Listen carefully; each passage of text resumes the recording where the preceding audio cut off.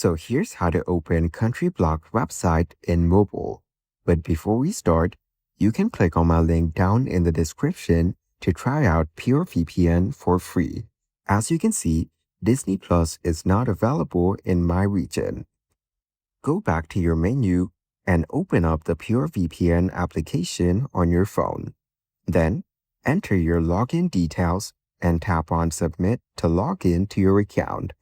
Here, tap on the location as shown to change your location of the VPN, for example, Australia. Then, tap on Connect and wait for it to connect. Your device is now successfully connected to this server. After that, go back to your browser and refresh the page. You will now be able to access the Country Block website using Pure VPN. As you can see, I can browse and explore all the available movies, TV series, and more on Disney Plus. And that's it. Following these steps, you can easily open Country Block website in mobile.